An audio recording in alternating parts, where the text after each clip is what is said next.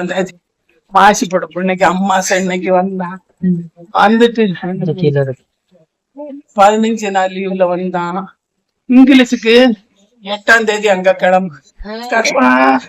8ஆம் தேதி தானே கிளம்புனா? 8ஆம் தேதி தானே? 8ஆம் தேதி இங்கிலீஷு கிளம்புனா. கோவையில 15 நாள். கோவையில இங்க இருந்து 15 நாள் முடிஞ்சு கிளம்பி போயிட்டு நான் என்ன சொல்ல, நானு வேற மாறி இருப்பேன். அவன் யாரு வீராச்சு, என் பேரு வீரம்மா, வீட்டுக்காரி பேரு கற்பூலி, மகா பேரு நிம்முலா, அவன் மகன் கத்து நிலமே. இதெல்லாம் எங்க அக்கா கூட பிறந்தவோ. இது போல என் ஜமந்தாரி என் ஜமந்தாரி மாதிரிதான் இருக்கும் ஐயா. அரசுக்கு நீங்க என்ன கோரிக்கை வைக்கீங்க? நானு என் தங்கம் பிரிச்சுது ஐயா. என்ன எனக்கு என்ன உதவி செய்யணும்? அவன் மக்களை பாருங்க, வச்ச மண்ண வச்சிருக்காம ஐயா. 41 நடக்குன்னு வைக்க கற்பம் எத்தனை நடக்கு? 41 நடக்கு. எனக்கு அவன் மக்க பச்சை மண்ணுங்க ஐயா. நீங்க என்ன உதவி வாங்கி கொடுக்கணும் எனக்கு? உங்களுக்கு தெரியும், எனக்கும் வாங்கி கொடுத்து சாமி. நான் என்ன செய்யட்டும் சாமி?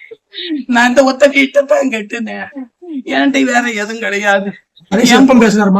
என் மவனா முந்தா நாள்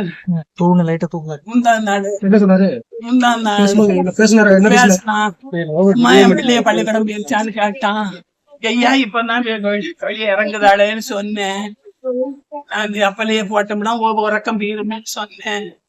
இல்லம்மா, நான் நாளை காலையில நான் உன போன் அடிக்க, நீ இருமான்னா. நேத்து போன் அடிக்கல, என் தங்கம் போன் அடிக்கல. நான் 4 தரம் போன் போட்டேன், போன் போய் எடுக்க மாட்டேங்க. ரெண்டு போய் ஆப்பாயிருச்சு.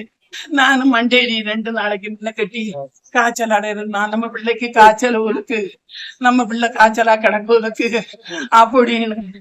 ஐயா காய்ச்சலா பட்டுட்டானோ, லீவ் எடுத்துட்டானோ, லீவ் கொடுத்துட்டாங்களோ அப்படின்னு நான் பதறி போய் குத்தச்சிருந்தேன்.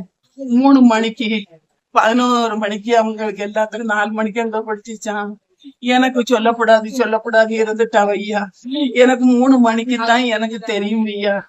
3 மணிக்கு பிறகு நான் வாடி ஒவ்வொருத்தியா நம்பர் வாங்கி போட்டேன். மாரிய பையன் கிடைக்கலையே சொன்னாவ. வடிவுளி இறங்கிட்டான், படிவுளி இறங்கிட்டான்.